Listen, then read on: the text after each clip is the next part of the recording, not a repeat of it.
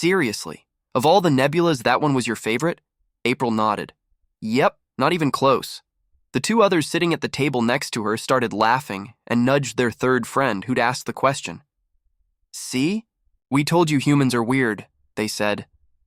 I just don't understand, said the initial speaker, a furred biped with a shaggy jaw and antennae that ended in tufts of soft spikes. Our species and humans see a similar slice of the EM spectrum, and for us, the clouds just look boring and white. Sure, there are some pretty swirls and such in what you humans call UV, but that's not even visible to you anyways. Is this some kind of human joke? April shook her head. For me, personally, that's still my favorite. Really? Compared to, say, the one we saw last week, with all the beautiful browns, reds, and yellows swirled through the light? April wrinkled her nose. But it smelled like ass. Literally, it smelled like waste products. Wait, really? Yes. Biological excretions and waste on my world, and for most species, tend to be pretty heavy in sulfur and thiol compounds. Huh, for me the smell was just dirt, I suppose. April chuckled. I liked that so-called boring cloud the most. It smelled like raspberries and vodka, although no matter how much I begged Neelith, they refused to build me a condenser. And Collector, saying there could be too many harmful trace compounds to make filtering worth it. The aliens around her leaned forward. Raspberries and vodka? What are those? Well, vodka is essentially purified ethanol diluted in water, manufactured from a human food called a potato, a sort of overdeveloped tuber. As for raspberries, April struggled for a moment, trying to think of a description her curious audience might understand. Let's see. You don't have fruit, so I suppose it's effectively an engorged flower, well past the point of maturation, filled with bulbous nodules of seeds and liquefied glucose-based syrup, also diluted in water. The aliens leaned back, various expressions of disbelief and mild disgust crossing their faces. I don't understand what's with you humans and your planet using water to dilute everything, one said. April shrugged. Well, it makes for a refreshing beverage on a hot day, she said with a smile. Her friends chuckled, shaking their heads, still not fully understanding how odd humans could be. But the laughter abruptly faded as April's head snapped up, her expression suddenly serious. The aliens watched curiously as she took a series of deep breaths. Humans were renowned for having incredibly sensitive noses, hundreds of times more so than any species yet known. Only a few had stronger perceptions, but even then it was always in perhaps one or two highly specialized pheromone or hormone detectors and poor scent differentiation otherwise. Not only could humans identify those smells in kind, but they could also detect a great deal more important scents as well. This was, in fact, why April had been hired onto the crew in the first place, one of only a small band of humans aboard, the massive cruiser. She stood and strode over from the bench to her official station, little more than a computer slate and keypad next to a wall-mounted seat. But the location of the seat was important, as it sat almost directly adjacent to the primary port airlock. It had just hissed open, revealing the faces of a pair of work acquaintances who had been repairing a section of plating damaged by a micrometeoroid. April's brow furrowed as she turned to the miners, her friends approaching from behind, each expressing mild curiosity and confusion. They sniffed through their olfactory organs, little more than short, smooth, finger-length tubes looping through the inside of their skulls near the tops of their heads. Internal muscles squeezed and released, drawing small amounts of air through, but nothing immediately notable caught their attention. One of the newly entered welders held up their small, arm-length emitter and fusing nozzle. Was it this? Perhaps? I know you humans can smell when something gets burnt or melted by scent alone. April shook her head. No, I know what that smells like, and this isn't quite the same. Her friends seated nearby began to look alarmed. You don't think it might be... One started, but April had already moved quickly to her seat. She pressed a conspicuous button to open communications directly to the bridge. A moment later, the captain's gruff voice came through. Yes? What is it? Captain, April said tightly, I have to report a positive detection of Ilmari at the port airlock. There was a momentary pause as the captain swore quietly. "Are you sure?" she began, but then cut herself off. April could hear the sounds of other intercom chimes. A few moments later, the captain's voice returned. "No need to answer that. We've had Ilmari confirmations from the fore and starboard airlocks as well." The comm signal abruptly cut out, replaced moments later by a ship-wide communication alert. A sharp tone blared, followed by the captain's voice. "Attention, crew of the Font of Viator. We are initiating full Ilmari protocol. This is not a drill. Tech Ops, get that depth probe retracted before we lock down the fore airlock. Engineering, spin up as much momentum as you can on the generators before we mute the core.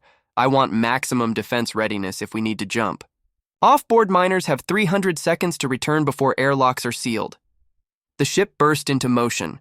Automatic shutters closed over every open window, and the port dome shield pivoted into place over the engine ports. Metal strained under tension as a ratchet system clicked, ensuring the covers could retract swiftly thanks to their stored compressed force from the wound coils if the engines were needed. April accompanied her friends around their sector of the ship, depowering non-essential electronics and heat sources and shifting vital systems into hibernation mode. They assisted remaining crew members who had been resting and were now woken abruptly by the captain's announcement. Together, they secured spacesuits, clicking helmets into place and performing final inspections to ensure everything was protected. The spacesuits helped shield the wearers' heat signatures and provided some protection in case the ship lost atmospheric pressure. A low rumble vibrated through the deck plating beneath their feet as the generator flywheels reached maximum speed. April's gaze flicked to her crewmates and she grinned. "Trust me, if we need them, you'll get both safety and a show." Then she returned to her station. As the last straggling miners quickly entered through the airlock, she closed it and attached a long, winding set of tubing between a circular port on the airlock and a small box positioned a few meters away near her station. One of the crewmates, who had never encountered Ilmari or participated in an Ilmari protocol drill before, turned to his companion. "Why is that connected to the exterior airlock? Wouldn't that—" His voice was cut off by the captain's command. "Effective immediately. We are in full lockdown. Core systems only. Stay away from windows and airlocks as much as possible." The more experienced crewman pointed to the small box attached to the hose, intersecting it before it reached April's suit. Leaning forward, April pressed a series of commands on the control panel atop the box. There was a click and a hiss, and a small membranous panel nearby began to inflate and deflate slowly, in rhythm with each of her breaths. The crackle of the captain's voice came over the comms. "Any updates, April?" "No, ma'am, Wait. Nope, it's definitely getting stronger. I'm glad I initiated the Ilmari controls just in time. It's still a little ways off, but not by much." "Very well. Keep us informed. I'll have engineering standing by." April nodded, saying nothing, her focus on the wall ahead as she took careful, measured breaths. Occasionally, she grimaced, reacting to the scent of space. The younger crew member watched, puzzled, as his companion pointed to the box along the tubing. "There's a chemically reactive component in there, something humans cooked up before they even reached their own orbit. It generates breathable oxygen, maintaining a pressurized environment and letting her monitor the smell of space outside." "But what is an Ilmari? Why does it need its own protocol?" the naive crewman asked. The other alien chuckled darkly. "I sincerely hope you don't have to find out." The ship fell nearly silent, save for the soft hiss of breaths and the gentle creak of the plating and wall struts. Another minute passed, and the aliens began to relax slightly. Suddenly, April leaned over, coughing and gagging. She wrenched the vent port from her suit and slammed a fist onto the communications button, sending a ringing alert chime across the ship. Lights brightened instantly as the captain's voice barked, "Full power to the engines immediately. Spin the generator and give it every ounce of unused power. Put us on the other side of this sector." April, still on her hands and knees, gagged and coughed, taking deep lungfuls of air. Her two friends rushed over, helping her to her feet, and she looked up at them with a small, grateful smile. The younger crewmate picked up the end of the device attached to the human suit. Curious, they leaned over to sniff just as the ship began to lurch and alarms blared around them. There was no discernible smell, only a faint breeze from the mechanism's pumps. Yet, something about it tickled their olfactory tube in an unsettling way. It wasn't that there was no smell, but there was something there they couldn't immediately notice or recognize, but it sent a shiver down their spine to the tip of their tail. Instinctively, they tossed the source of the faint, ominous, null odor away. Suddenly, the ship rocked under their feet, as if it had struck something in an otherwise empty stretch of space. "Is that the novice started to say, but their words caught in their throat as the ship lurched again. Damage alerts blared. "Across the comms. I need more power to the generator. More, damn it! Pull from the engines if you have to."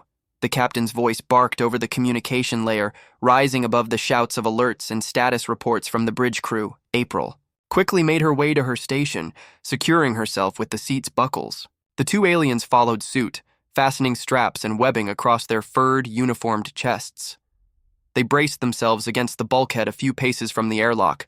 Another jolt rippled through the ship. The elder alien nudged the panicked, younger crewmate, saying, "The shutters are unlocked. If you want a glimpse of an Ilmari for yourself, now's the time." The younger alien glanced out the nearby porthole. At first, they saw only stars, the usual view of open space. But then the darkness seemed to grow, and points of light began to dim, slowly at first, then rapidly, until nearly every glint in the sky had been swallowed by some vast, unseen presence. "Any moment now," the elder said. Suddenly, a flash of beautiful, streaking green lights danced along the hull of the ship. The lights didn't reveal a shape, but after a moment, the missing stars reappeared, as if the vast darkness that had obscured them had fled. The older alien, breathing heavily, joined the others at the window, sighing in relief as the stars returned to view. They turned to April. "I'm glad you were able to warn us it was coming." April smiled and shrugged modestly. "Really, it's something any human could do. Turns out pretty much all of us can smell the presence of Ilmari." She keyed up. The bridge comms. "Captain, I'm going to head to my bunk and get some shut-eye. I think I'm wrapped up for this shift." The captain's reply was curt but cordial.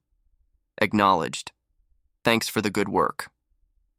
As April walked away, the elder alien watched her and said, "Humans don't often talk about it, but several records state that the most shocking thing about leaving their solar system was the smell of space." The younger crewmate shuddered. "Imagine what the humans must have thought when they first smelled a Ilmari," he asked in a strangled, quiet voice. The older alien softly corrected, "No, you misunderstand. They were shocked that most of space didn't smell of predators." April returned to her cabin, raising the sun visor on the window to gaze out at the passing stars. Idly, she wondered if she might see a star blink out for a moment, obscured by a distant passing monster. Stretching, she shrugged off her jumpsuit and relaxed in the small chair of her narrow cabin. Opening a locked drawer, she withdrew a gas canister. Deeper within the cabinet was a series of filtration, distillation, and osmosis tubing, something she had painstakingly assembled herself after much wheedling and convincing the engineering department to at least describe what would be necessary to construct it safely, even if Neelith refused to make it themselves. The canister had a small window through which wisps of faint white vapor swirled, visible only at the right angle of light.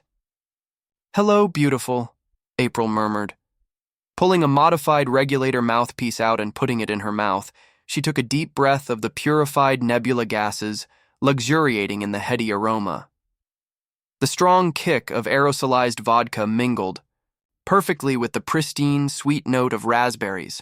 At the Galaxy's annual awards for bravery and courage, the Master of Ceremonies proclaimed, "And so, we bid farewell to repast, tertiary AI embedded in the Astra Gourmet 6CSMI 2448 slot. AI-enabled? Connective link-ready commercial and military series mess hall toaster emplaced in the galley of the medium strike cruiser Carolingian of the 5th Lance, 2nd Strike Attack Group, 3rd Defense Fleet, Human Sectors Armed Forces." whose exploits will go down in the history of toaster bravery and courage under fire, serenaded by the Royal Palace musical toaster cohort popping the galactic anthem, and escorted by the benignly smiling proud avatar of Trenton. Now last, but not least, we welcome the Kitchen Appliance Regiment, commanded by the human Chef Murphy, whose actions are now legendary. Let me set the scene and tell you how events unfolded. Chef Murphy is no ordinary chef, but a previous much-mettled military officer who had both seen action and led war games, both real and hypothetical. However, a series of professional and personal disasters led him to take early retirement, much to the regret of his command. In civilian life, he developed a passion for cooking and catering, and finding life a little too boring, re-enlisted under a false name as Spaceship Cook, and was eventually promoted to head chef of the Hungry Mother, a supply ship that ferried between fleets and ports, though I'm told that its name is usually a little longer in the vernacular. Such ships are lightly crewed and armed, there being little need for heavy armament, while robots do most of the heavy lifting and moving through vacuum space. So, when alien pirates made a surprise attack, there was hardly any defense and they took control easily, leaving the corpses of crew in their wake, descending to the kitchens last of all. Chef Murphy, armed with a saucepan lid and large soup ladle, didn't stand a chance and fell at the first blast. As he lapsed unconscious, he uttered the words that he never thought in his wildest dreams would be necessary. Kitchen Regiment. Battle Stations Commander Kettle, take control. During his free time to keep his brain cells active, Chef Murphy had enhanced, purely for his own amusement, the AI capacity of his humble assortment of kitchen appliances with wargame scenarios, including the fanciful suggestion that the supply ship was taken over by alien pirates. Commander Kettle, appointed due to its superior position in the kitchen, woke up, connected with the ship's monitors, boiled up in anger, and whistled out, its prime strategy in a blast of steam. As is well known, all spaceship crews have their own personal blender for the making of smoothies, soups, juices, and all manner of liquid delights. These blenders, fitted with AI, are designed for the delectation of each species' taste buds. They take great pride in their talents and are very attached to their owners, striving always to satisfy their personal tastes as scientifically and artistically as possible. Commander Kettle woke each blender up and informed it of the death of their beloved at the hands of alien pirates and ordered them to take revenge, a task they were highly motivated to carry out. Have you ever wondered what a regiment of angry blenders marching at full throttle was like? The alien pirates certainly hadn't. They weren't to wonder for long. The carnage was savage and intense. Blood, flesh, gloop, and gore was liberally sprayed everywhere. There wasn't much call for the mixers, but the electric carving knives took full revenge for their fallen master. Other electrical appliances acted as scouts and engaged in guerrilla tactics. Some pirates were unlucky enough to personally experience the freeze-thaw cycle conducted by the cooker and fridge ping-pong style. The attached spaceship that the alien pirates had come in was reverse-engineered to return to its base at warp speed, which it did with a satisfying thwump, and destroyed the pirate spaceport with an earth-shattering sonic kaboom! We are glad to report that Chef Murphy survived and recovered thanks to the AI aid station. His true identity was discovered and he was offered his previous name, rank, and postings, but chose to return to catering duty aided by his trusty regiment of kitchen appliances. The ship had first to be decommissioned for several light seconds in vacuum space for a thorough cleaning. It is now spotless, and I'm glad to report that stories of it being haunted by the ghosts of anguished alien pirates was in fact caused by some kitchen appliances playing practical jokes on unsuspecting visitors to the now famous spaceship. I should add that the blenders had one casualty, which exploded while dismembering the many-limbed pirate captain whose skin of pure burnished swamp leather studded with diamonds had weathered numerous onslaughts but was no match against a plasma expert. Such was the force of the explosion, caused by allergic impurities that went nuclear, that pirate and machine blended together on a molecular level. This was scraped off the walls and stored securely. Sometimes the presence of a vial is enough to bring an errant civilization to heel. A statue of the blender in heroic pose with half a screaming pirate is currently under construction at Space Command's Heroes Square for posterity. The impact has been far-reaching. Such was the bond developed between the now orphaned blenders that they decided to stay together under Chef Murphy's command, and they would adopt new crew members instead of the usual other way round. This is a popular posting, and such is their reputation that a good reference from your blender assists with promotion. The level of experience they have built up has led to a permanent posting with the Admiral's fleet where they are employed as shock troops. Usually the threat is enough with their normal duties that now include teaching theory and practical training in recipes, diet, interspecies etiquette, liquid efficiency dynamics, and effective dismemberment. So we welcome Chef Murphy and the Kitchen Appliance Regiment to receive their Galactic Star of Courage medals, and are also privileged to welcome Roki Rocks and the Roxettes, who are here with us tonight to play live. Their massive dance hit, inspired by these events, that has taken the galaxy by storm, and is currently the most requested song to DJs in enjoyment enhancer establishments and cosmic clubs. Everywhere dance like an alien in a blender. Enjoy another amazing story. Granite Station had been forgotten by nearly all who had traveled past it, even those who stopped for a quick refuel and a bite of something slightly fresher than dehydrated rations and cubes. The ship fuel depot was one of hundreds of such waypoints, and while it was technically mobile, it could always be found anchored at the edge of the Granite Field asteroid belt that gave it its name. The asteroids were barely worth the credits of blasting semi-precious metals out of them, and so it was frequented often by only the most hard-put-upon miners and free haulers. The station was veritable ship of Theseus, a custom amalgamation of bits and pieces of slightly less broken starships and station platforms cobbled together over nearly 3 decades, and it was Goodman's pride and joy. Humans were seemingly one of the few races in the galaxy who didn't mind a life of unglamorous and often underappreciated work. Goodman himself often said he wanted nothing more out of life than to help where he was needed, and maybe one day to go sightseeing across the stars. This entire arm of the galaxy was dotted with dozens of such stations, each typically offering fuel and amenities for crews passing by, but rarely visited by Royal Star cruisers or World Defense fleets. Those larger vessels had power and resupply needs far in excess of what a lone, modest station like Goodman's could provide, even immediately after a full restocking.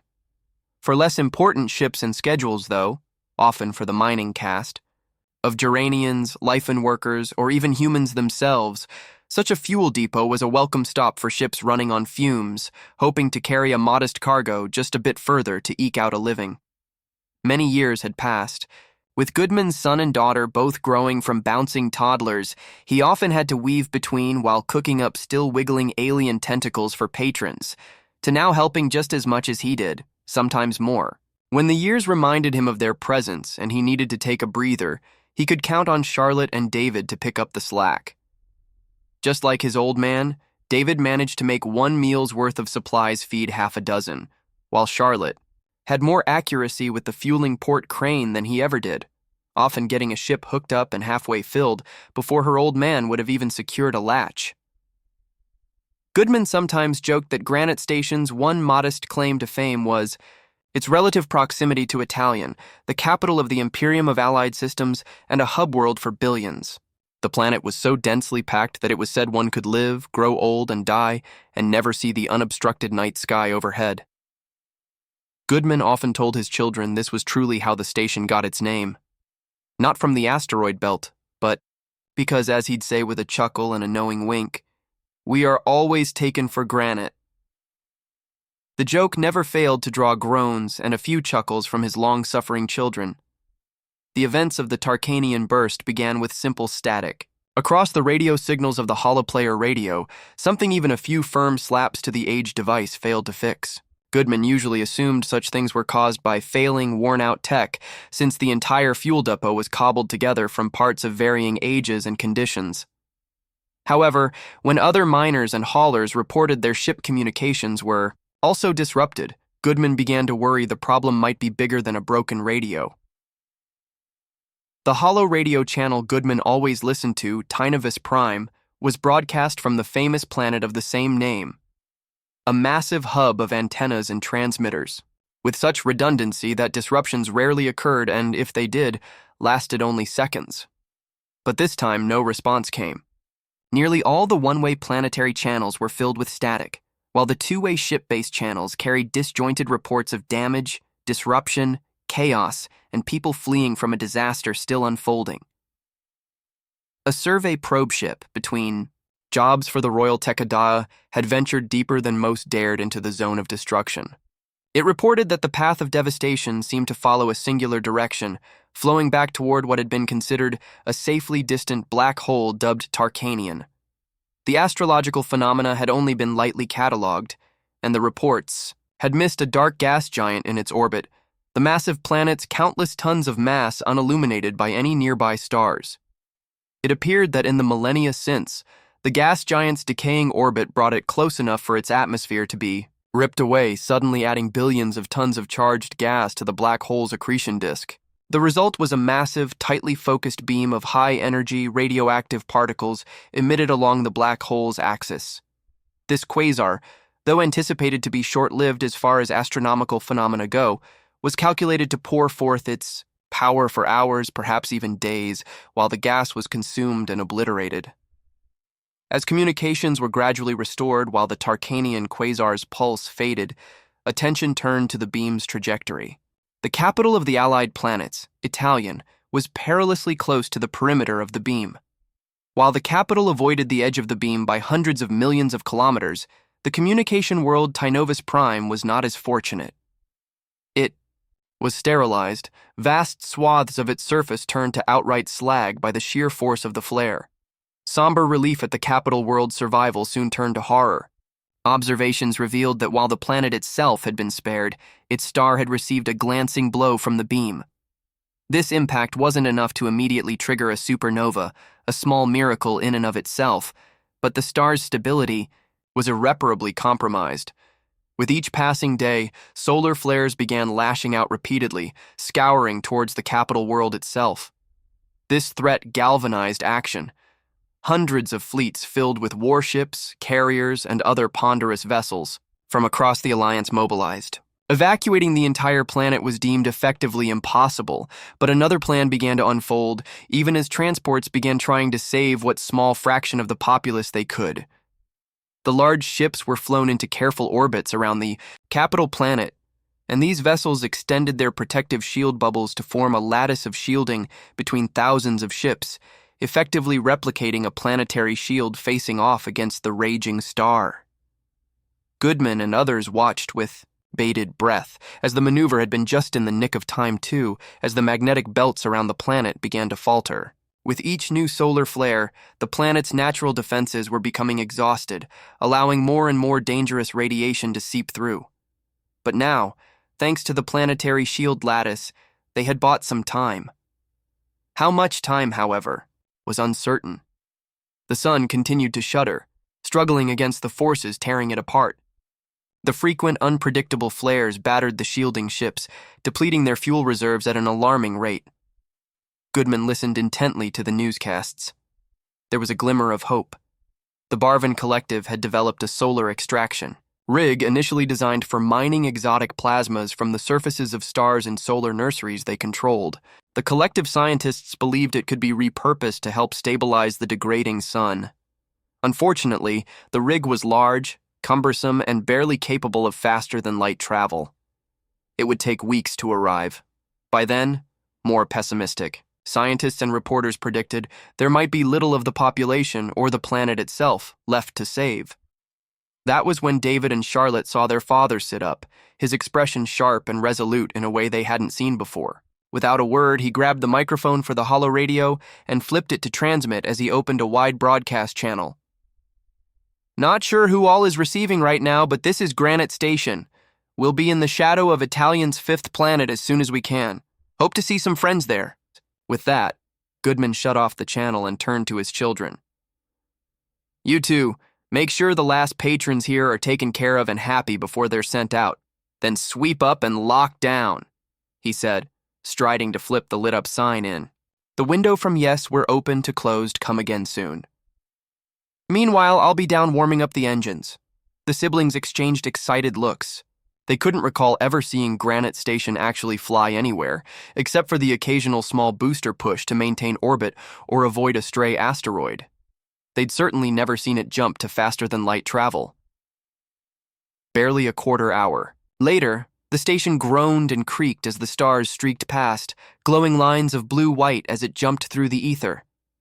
Then, with a lurch and a deep groan that reverberated through the structure, the station dropped out of FTL travel and switched to standard thruster propulsion.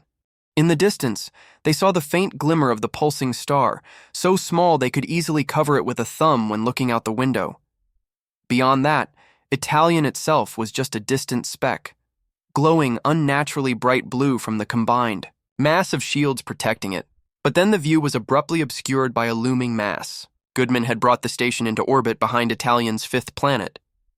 The planet was rocky, lifeless, and barren, save for a few failed mining attempts from ages past.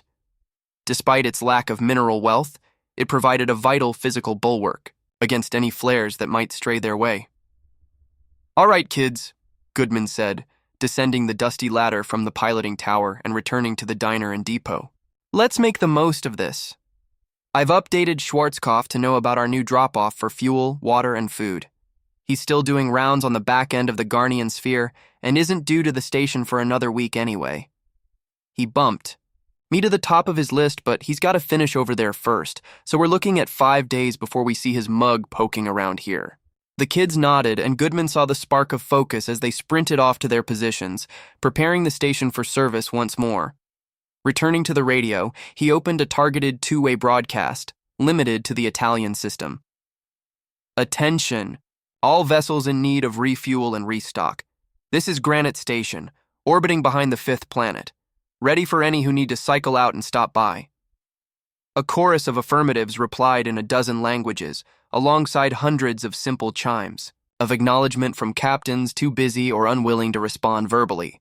Goodman had barely returned to the navigation array when landing sequence requests began trickling in.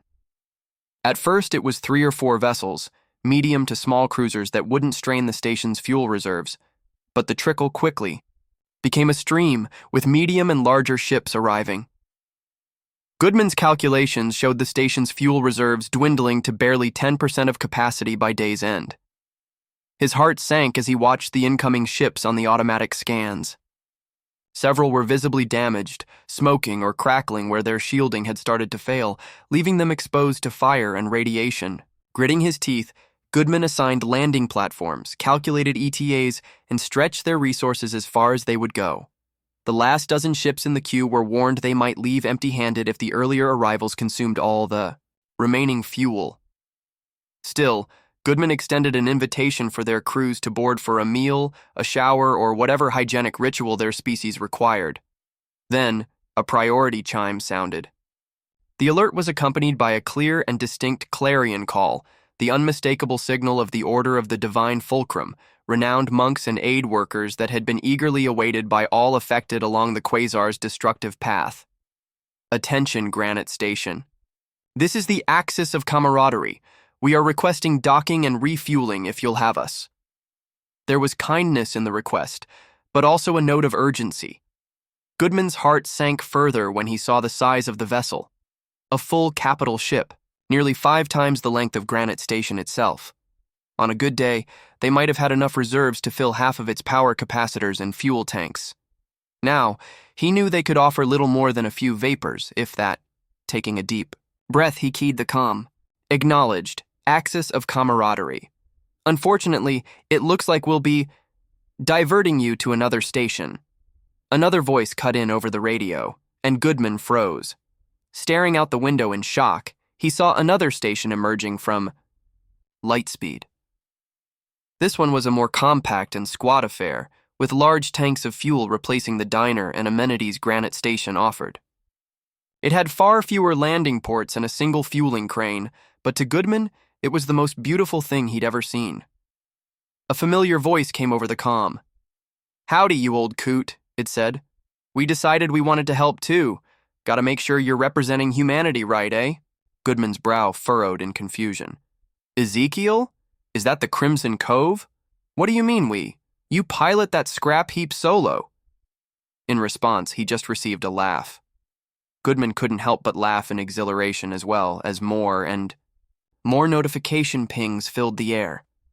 Ships were emerging from hyperspeed, Not warships or massive transports with shielding or evacuation capacity, but stations like his. Most were crewed by humans, and many were run by people Goodman recognized from years of cooperation and story swapping. As he watched the other stations fly into anchor orbits, he could see repair bays and docking gantries were fully deployed. He hurried about the rooms of their boarding house, flattening platform couches out into beds, and pulling retractable bunks from walls to transform rooms for dozens into makeshift sleeping quarters for hundreds. It wasn't luxury, but it was far better than the claustrophobic quarters and grueling schedules aboard a ship of the line. Dozens of eateries had also thrown open their doors. Goodman caught snippets over the radios of cooks and staff issuing orders, repurposing fine dining areas into mess halls capable of feeding entire starship crews in one sitting, and, most importantly, nearly every station carried fuel reserves. And together they had enough to refuel fleets of the largest capital ships ever built 100 times over. The Axis of Camaraderie had already docked at the Crimson Cove, and more requests for docking permissions poured in as other capital ships arrived, many showing visible signs of damage. Goodman began to wonder how many of those crews had been prepared to sacrifice everything, selling their very lives, to buy just a few more hours for salvation to arrive. Now, thanks to the growing fleet of stations, those ships could cycle back, refuel, repair damage, and let their exhausted crews recover. Shields that had been held at maximum for hours or even days could remain interlocked, protecting the planet below from the relentless onslaught. Goodman had lost track of how many days had passed. Schwarzkopf had arrived 2 days earlier then. Goodman's initial estimate, just in time, as the Granite Station's fuel reserves were dipping dangerously close to empty. The android hadn't come alone. Instead, he brought a small flotilla of fueling tankers. Giving Goodman a sly wink, he said, "Figured with all the do-gooding going on, there'd be plenty of others who might need some fuel as well." When Goodman moved to pay, the robot's credit beacon malfunctioned. The android scowled good-naturedly, before chuckling. "Well, I suppose if you can't pay for it, it's free," he said. Before Goodman could respond, Charlotte, sitting nearby and taking a quick breather with a tall cup of Bernard juice, piped up. "I could probably fix that for you if you want." She was cut off by her father's raised hand. Goodman kept his eyes locked on the android. "Are you sure?" The android's multi-lens gaze shifted from Goodman to Charlotte, and then, after a long pause, back to Goodman. "I'm sure," he said. "Besides, the probability will be good for business in the long run." Goodman nodded silently, and the android waved off any further protests before returning to his ship. Only a few hours later, Goodman stepped out to the edge of the docking platforms to catch a breath of fresh air. Granite Station's atmosphere bubble was fresher than most, something Goodman had always taken great care to maintain. He gazed out at the thousands of ships that had cycled in for refueling and resupply. Dozens more arrived by the day, helping to shield the planet and allowing those in dire need to escape to the relative safety behind the fifth moon. Almost equal in number were the straggler stations arriving as well, almost the entire face of the sun-guarded side of the rocky planet saturated with orbiting way stations. It was a dazzling sight, a sparkling sea of colors and shapes, ships, and lights. Music and chatter filled the air and the radio channels, creating a sense of unity amidst the chaos. Suddenly, a low rumbling beneath his feet caused the station to gently rock.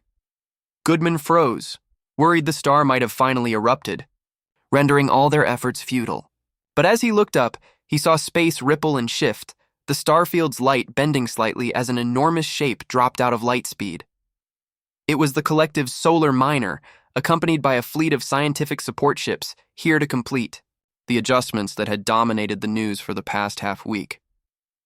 Cheers erupted around him. Goodman could hear whoops, shouts of excitement, clapping and whistling.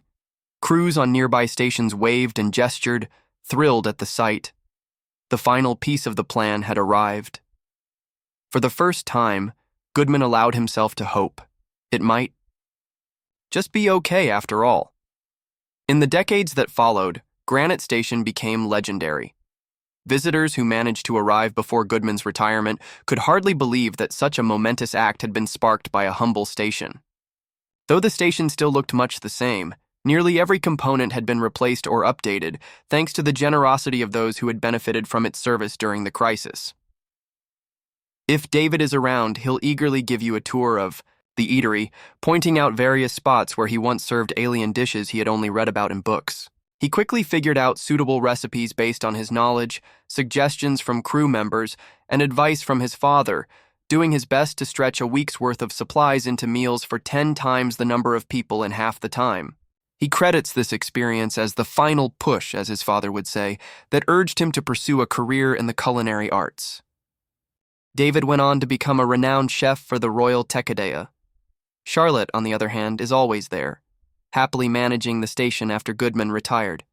She can often be found in her workshop tinkering with gadgets or updating the station's systems, chasing down any number of small quirks that arise on a vessel of that size. She, too, has her share of stories, from refueling royal cruisers and imperial warships back-to-back, to a particularly nerve-wracking incident involving the defusing of an unstable reactor core on a pleasure yacht. If you ask either of them where Goodman is these days, they'll glance toward the vast field of stars and say he's out there somewhere, probably stopping to offer a ride, fix a hypercoil, or share a sandwich in a story with someone in need. Enjoy another amazing story. Since almost the first time he could talk, Carmen had been warned never to trust humans. His sire had cautioned him countless times, even before the vidreels were filled with news of Perovian and human conflict. Keep your talons sharp and your venom ripe, son, for humans are not to be trusted. That had been the mantra repeated, to him again and again. The vidreel showed humans as depraved to the extreme, stories of beheading entire clades of captured prisoners and using their skulls as drinking vessels. More than one nightmare in Carmen's youth had been inspired by those pale pink bogeymen with fangs and the grimaces they seemed to enjoy making. Worse still were the stories of humans bombing repositories of alfalfa pearls or smashing them directly, when found carried by warriors in the wild. Those tales, in particular, always made Carmen clutch his chest, feeling his own alfalfa pearl nestled within the circle of bones and muscles, hidden unless he exerted great and careful effort to release. The exquisitely fragile jewel. Trust in the supposed protection of the archives faltered after the bombings and destructions. Carmen's sire retrieved their 2 remaining family pearls from the local repository and told him of lines of other families doing the same. They had only 2 surviving pearls due to an earthquake decades earlier that had severely jostled and partially buried the repository under an avalanche of rock long before Carmen was born. He marveled as his sire carefully brought home the pearls of his own sire and grandsire, each unique but still carrying a strong blue tone that echoed the colors of his sire's scales and Carmen's own. His sire allowed him to carefully touch and cradle the pearls only a few times. The rest of the time, they were kept under the most vigilant protection, nestled in a pearl carrier slung around his sire's torso at all times. That was how Carmen remembered life for many years. He also remembered his sire growing more irate at news of the ground the Perovians were losing in seemingly every conflict. Carmen could sense the hidden despair of his mother, though she shielded him and his younger siblings from it. Occasionally at night, Carmen would sneak to the top of the balcony and hear her worried words to his sire about the possibility of him being called upon to serve and what it might mean for the family if he did not return. That worry became a reality when the letter arrived, a physical delivery rather than a digital message. Precious coral gilded the envelope, and the message within was laser engraved on a piece of ornamental slate. It called upon Carmen's sire to leverage his experience and serve as a ship commander once more. His sire had shown him pictures of the ship he was to command, a sleek and shining white vessel with a distinct profile among the stars, beautiful and deadly, capable of defeating human vessels 2 or even 3 times its tonnage. Carmen, in his childish understanding and idolization of his sire, could scarcely imagine that any harm could come to such a beautiful and powerful vessel, nor that it could ever falter or fail when being piloted by his beloved parent. Before he left, Carmen's sire entrusted him with his great-grandsire's pearl, keeping his own sire's pearl within his own carrier. He told Carmen, as he carefully tucked the pearl into his child-sized carrier, that protecting it would be the greatest honor he could give the family until his return. Another year passed, and it was a lonely one. Carmen did his best to support. His mother, brothers, and sisters, studying diligently at the academy and voraciously consuming every piece of news about the ongoing war. Now and then, there would be news mentioning his sire's vessel, the Knife of Laurel, recounting skirmishes fought and usually won against the humans. But the humans seemed inevitable, each report claiming fewer victories and more casualties, until updates about the successes and advances ceased entirely, replaced by tallies of the dead. It was one such evening, on the night of the Ruck Feast celebration, as Carmen transferred his great-grandsire's Elphaba pearl to the ceremonial receptacle on their mantle that the news blared a special broadcast. The entertainment animations his siblings were watching was replaced with visions of fiery debris. To his horror, Carmen recognized the white paneling of his sire's ship amidst the wreckage. His fears were confirmed when the report announced that the Knife of Laurel had been lost after a boarding action with the human fleet. The ship had crashed on an uninhabited moon, its destruction so great that there was little hope for any survivors. The shock of recognizing his sire's ship made Carmen jolt at the worst possible moment, causing his great-grandsire's pearl to slip from his hands. He reached for it desperately, willing his claws to stretch farther, but the pearl fell just beyond his grasp, cracking and shattering into thousands of brilliant, shimmering shards as the hollow stone splintered. His mother, who had been filling feasting bowls, turned at the sound. She let out a keening wail at the sight of the shattered pearl, but as her eyes shifted to the news screen, catching the image of the burning craft, her cry became an agonized scream of true horror and loss. Carmen's breath came ragged as he stared, his vision blurring, watching the ship crumble and burn. The newscaster's voice reported that humans had boarded the Knife of Laurel, daring to tread within it and engage in close combat. Then, suddenly, the voice grew excited, pointing out that escape pods had been detected landing on the moon's surface before the crash. Carmen's mother clung to faint hope, telling him their sire likely survived within such a pod, safeguarded along with his own sire's pearl. But deep in his chest, Carmen knew it was a fragile hope, one best not dwelled upon. Painful weeks dragged on until finally, word arrived, no crew from the Knife of Laurel had survived. The only survivor across all escape pods was a human who had been captured. One of the messages they received revealed that the captured human had been the second in command of the vessel that had attacked the Knife of Laurel. When an image of the captive was broadcast, Carmen felt a ripple of disgust shiver down his spine at the sight of the ugly creature. The human was denuded on the head, a bald, shining dome of skin, rather than the shaggy keratin mop most of their species displayed. Carmen took it upon himself to memorize the face, inscribing it into his mind as his most hated enemy, knowing this damned human was responsible for his sire's death. 5 years later, Carmen crowed in triumph as the converter station exploded, the unmanned power relay detonating in a massive fireball. The station was one of dozens his government had built as part of the collaborative ceasefire with the humans, a betrayal of everything his sire had fought and died for. The humans had ended up with the edge in numbers despite their ships being inferior in one-on-one combat. Still, Carmen believed the gap in capability had not justified surrender. Instead of accepting defeat, he had formed a group of like-minded warriors, many of whom had lost family and friends in the war. Together, they had carried out several bombing missions in the last cycle, seeking to disrupt and goad the government into action. They wanted to force the kings and queen to recognize that the humans were incapable of providing protection, and that the Alliance demanded far more from their kind than it did from the fleshy, nearly hairless bipeds.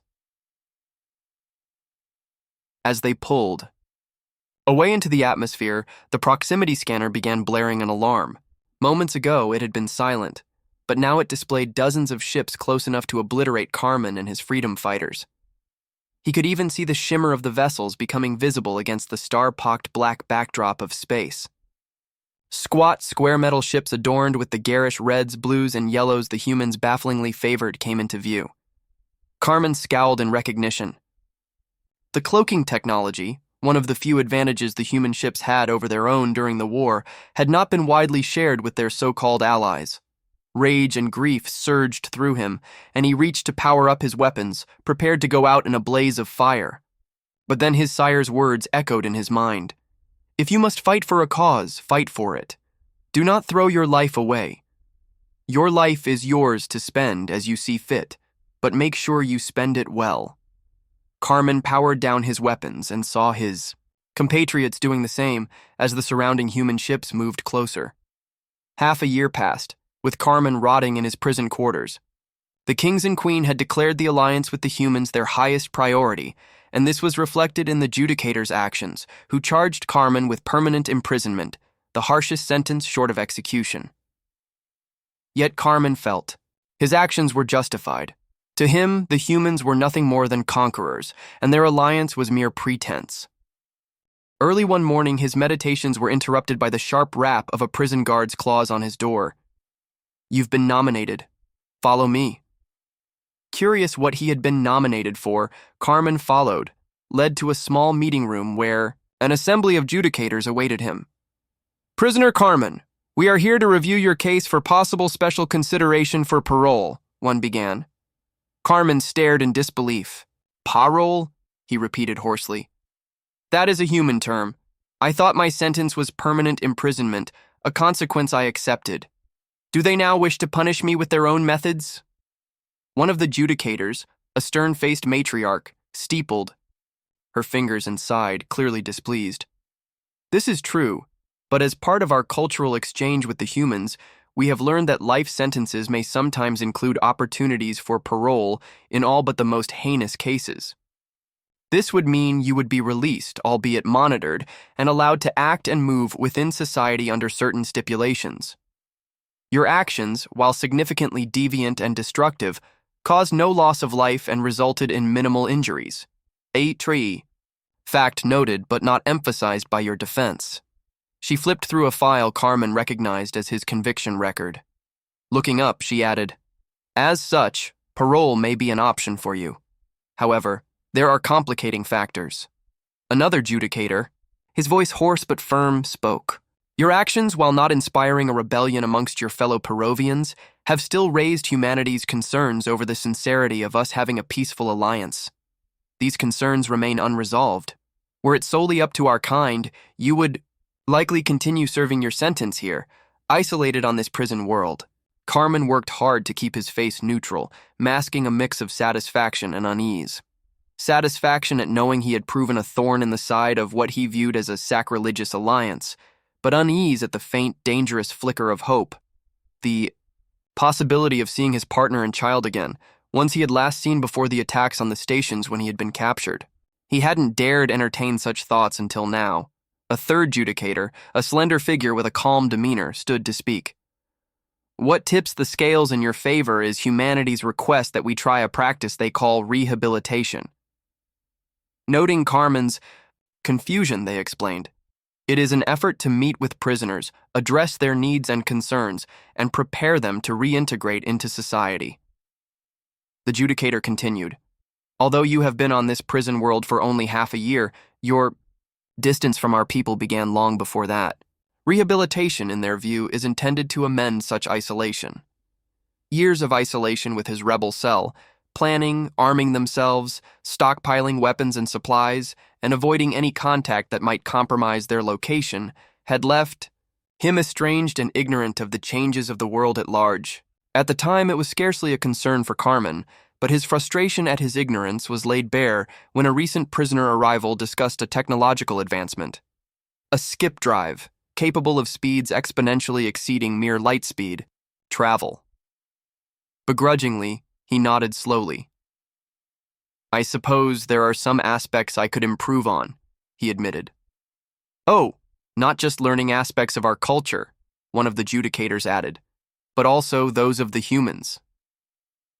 Before Carmen could sputter, in disbelief, the first judicator continued. To this effect, you will be working with a human parole officer. Carmen's scales bristled with suspicion, his thoughts flashing to visions of fighting a human hand-to-hand. But the judicator anticipated his reaction. Your claws will remain blunted during parole, and the human supervising you is equipped with a continuous supply of anti-venom. Carmen sighed, gritted his fangs, and forced the tense muscles around his venom sacs to relax as the judicator continued. To that end, We would like to introduce you to your supervising parole officer." Blunted footsteps echoed from outside, human boots striking the stone floor. As the figure strode into the room, Carmen froze in disbelief, every muscle paralyzed. For a moment before fury galvanized him, with a roar he surged forward, snapping the restraints that bound him. The face before him was unmistakable, the bald human, captain of the vessel that had destroyed the Knife of Laurel. His claws extended. He swung with all the force he could muster. To his shock, the human was far faster than he anticipated. With surprising strength, the human caught Carmen's clawed arm mid-swing, pivoting fluidly. Carmen's momentum carried him past, and he landed heavily on his back. Before he could recover, the human pinned him, expertly locking his limbs in a way that neutralized his strength. "Hiya, Carmen," the human said, thick lips struggling to pronounce the alien tongue. "I've heard a lot about you. Pleased to be working with you." It had only been a week, and already Carmen wanted to thoroughly disembowel and envenomate the thrice-damned human assigned as his parole officer.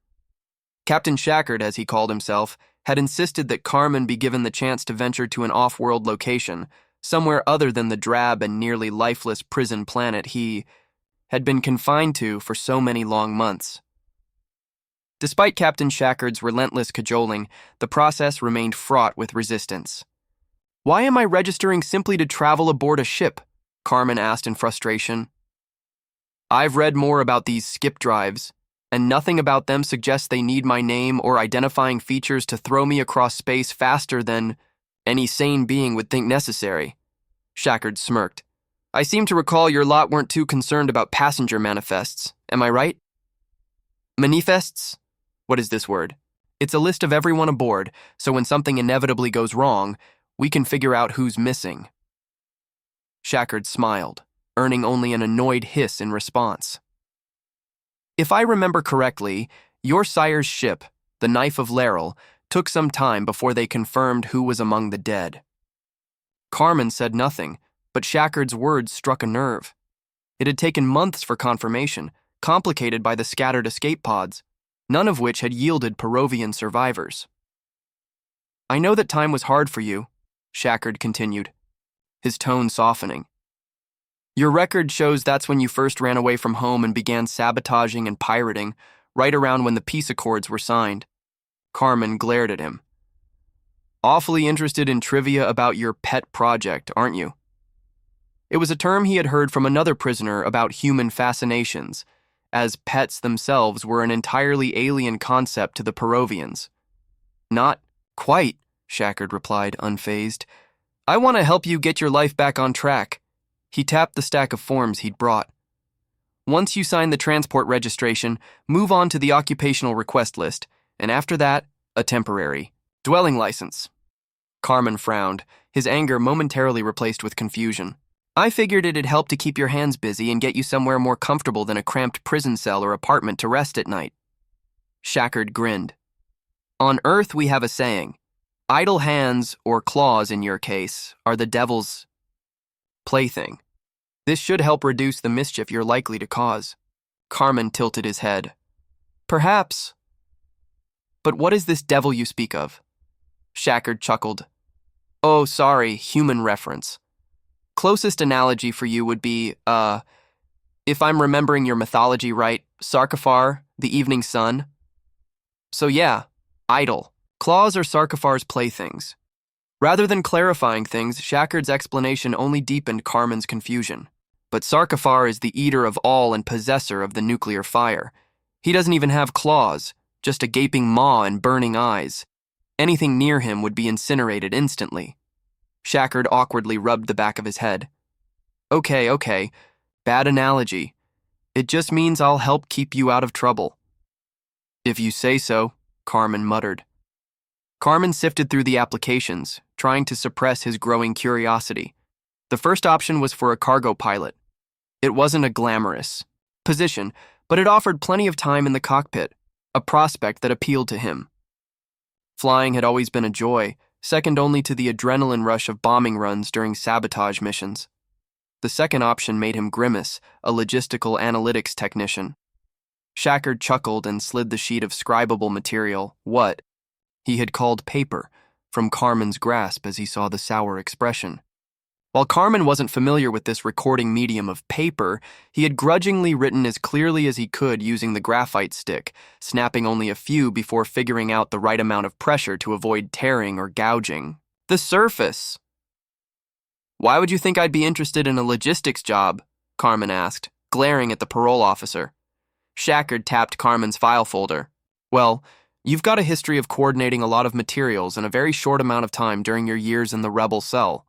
Very specific, hard to get materials too. There are plenty of companies that'd drool at the chance to snap up someone with that kind of skill. Drooling at the chance to snap up and consume me, Carmen said, tilting his head. What? No!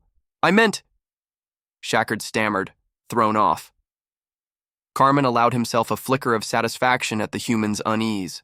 I'll admit, Captain, I take no small pleasure in seeing you unsettled. Shackard chuckled. All right, you've got me, but please just call me Nolan. Carmen narrowed his eyes. I'll continue to call you Captain if I even need to address you at all. The anger simmered within him, fueled by the memory of his sire's gleaming ship engulfed in flames.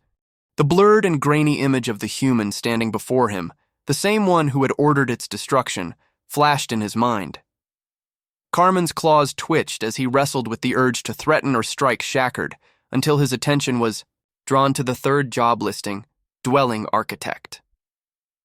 For a moment, his thoughts drifted further back in time. He saw himself as a child, curled in a pelt for warmth, sitting beside his sire on his bedpad. Together, they had built a miniature cityscape using blocks and wedges of stone and crystal, a cherished memory from just before his sire's deployment. Thanks for diving into this story with me. Don't miss out on the next one. Hit that subscribe button, give this video a big thumbs up, and drop a comment below with your thoughts. I'd love to hear what you think.